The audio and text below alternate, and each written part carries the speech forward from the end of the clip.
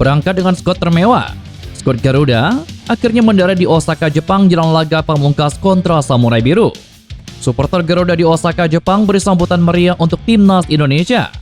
Takluk dari Australia, Hajime Moriyasu tidak ingin main-main dengan Indonesia. Cina memanas. Tiba di negaranya, skuad timnas Cina diamuk supporternya sendiri, imbas dipermalukan di SUGBK. Serta beberapa berita timnas Indonesia hari ini. Selengkapnya hanya di Kick Off Football.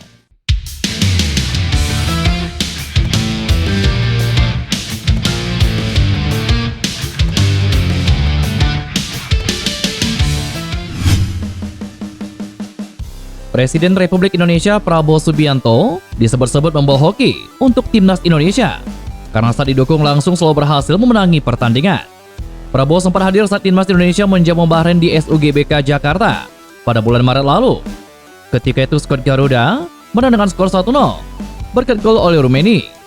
Terbaru timnas Indonesia menang lagi saat menjamu timnas Cina, di mana Prabowo hadir menonton di tribun VVIP GBK dengan skor yang serupa yakni 1-0. Lagi-lagi, oleh Rumeni menjadi pahlawan usai mencatatkan namanya di papan skor melalui tendangan penalti pada menit ke-45. Ketum PSSI Erick Thohir mengatakan Prabowo membawa hoki untuk timnas Indonesia karena doa beliau disebut sangat manjur. Kemenangan atas Cina membuat timnas Indonesia memastikan satu tempat di putaran keempat kualifikasi Piala Dunia. Memang doa dari bangsa Indonesia dan Bapak Presiden mengharapkan kemenangan, makanya beliau hadir. Yang seperti saya bilang, beliau membawa hoki, hadir 2 kali. 2 kali hadir, 2 kali menang. Harapan kita juga terakhir saat menghadapi Jepang, semoga kita bisa ambil poin, kata Erick Thohir. Kondisi supporter timnas Cina semakin memanas usai tim kebanggaannya tumbang memalukan dari skuad Garuda. Kekalahan timnas Cina dari Indonesia tidak mendapatkan simpati dari pendukung.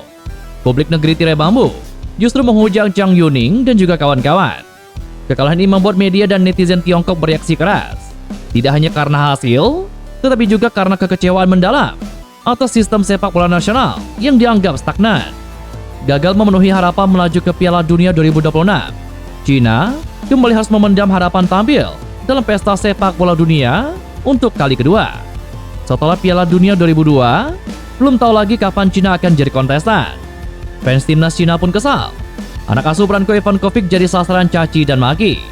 Dilansir dari AFP, pengamat sepak bola Cina lainnya, Ji Yuyang, melontarkan komplain soal Ivankovic yang duduk di kursi kepelatihan.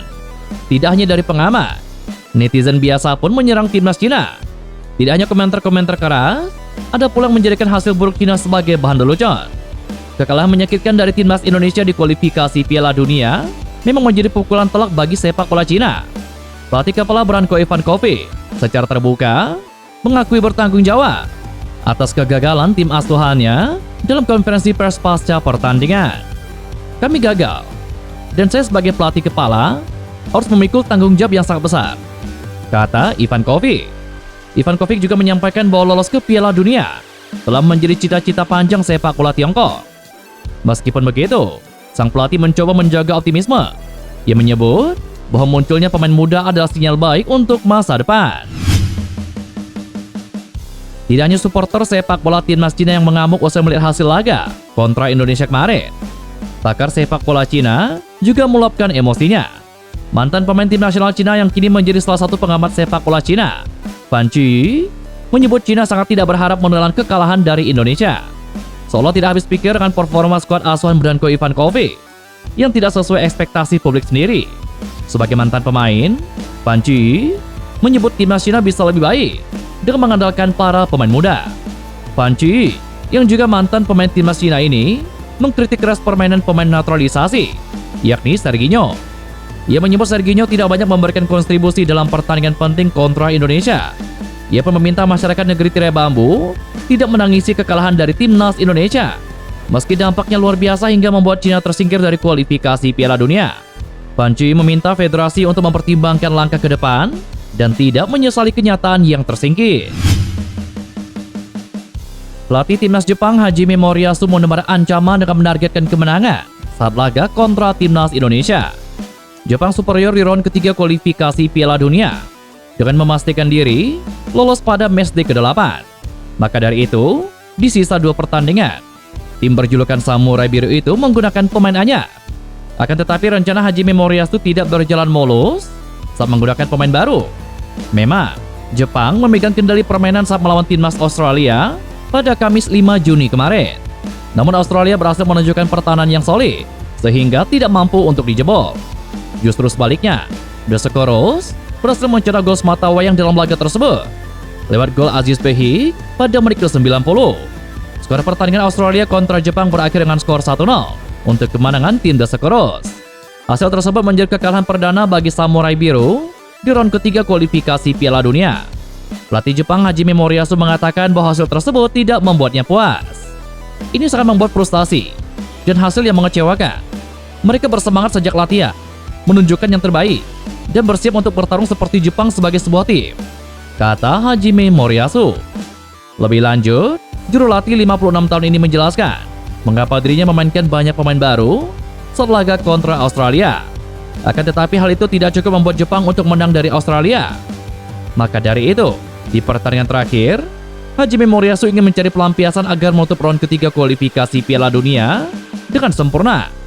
Selanjutnya Jepang akan melawan timnas Indonesia yang dijadwalkan akan berlangsung pada tanggal 10 Juni mendatang. Kami tidak terkalahkan di kualifikasi terakhir, jadi saya ingin melanjutkan rekor itu. Tetapi sayangnya, waktu terus berjalan. Kami ingin mempersiapkan diri sebaik mungkin, sehingga kami dapat menyelesaikan ini dengan kemenangan di kandang sendiri pada pertandingan berikutnya kontra timnas Indonesia, kata Hajime Moriyasu. Oleh sebab itu, timnas Indonesia harus berhati-hati dengan Jepang yang sedang mencari pelampiasan kekecewaan. Apalagi Samurai Biru merupakan lawan terkuat di grup C kualifikasi Piala Dunia. Di pertemuan pertama saja, skuad Garuda mengalami kekalahan telak 0-4 atas Jepang saat tampil di Stadion Gelora Bung Karno, Jakarta. Sementara itu, timnas Indonesia menegaskan ingin meraih poin penuh saat laga kontra Jepang. Hal tersebut sebagai kepercayaan diri tinggi dan juga sebagai motivasi menatap round keempat kualifikasi Piala Dunia. Bukan hanya itu saja, jika timnas Indonesia berhasil menang melawan Jepang, maka tim Merah Putih juga akan panen poin FIFA. Pasalnya, jarak ranking FIFA timnas Indonesia dan Jepang sangatlah jauh. Saat ini timnas Indonesia bakal bertolak ke Jepang untuk menjalani laga terakhir dalam putaran ketiga kualifikasi Piala Dunia. Rizky Ridho dan kawan-kawan bertolak ke Jepang dengan memakai pesawat charter. Kapten timnas Indonesia JZ memastikan seluruh penggawa skuad Garuda telah bersiap menyambut laga tersebut. Meski hasil pertandingan tersebut tidak bisa membuat mereka lolos langsung ke Piala Dunia 2026. Kami akan berangkat sore ke Jepang. Kami akan fokus pada pertandingan terakhir karena itu masih penting. Namun yang pasti, kami sangat senang karena sudah lolos ke babak berikutnya. Tetapi seperti yang saya katakan, kami masih memiliki satu pertandingan lagi dan itu sangat penting, kata JZ.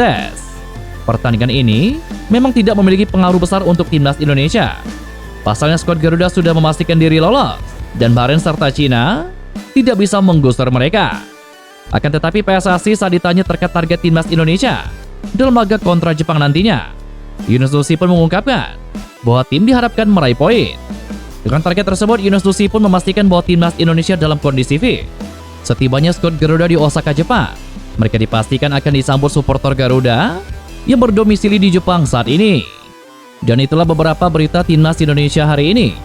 Jangan lupa nantikan berita-berita seputar timnas Indonesia selanjutnya hanya di Kickoff Football.